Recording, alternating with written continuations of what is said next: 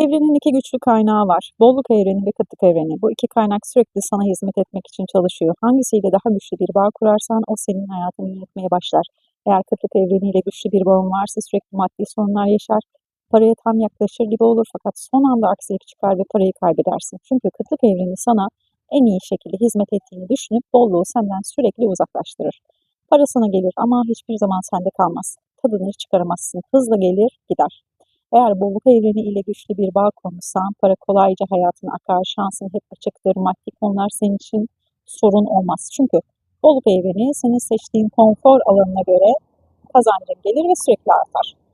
Sen hangi evrene bağlısın? Kıtlık evreniyle bağlantıdaysan bunu değiştirebilirsin. Bağını kıtlıktan koparıp bollukla eşleştirebilirsin.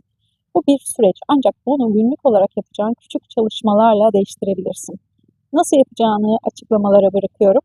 Kaydetmeyi ve sevdiklerinle paylaşmayı unutma.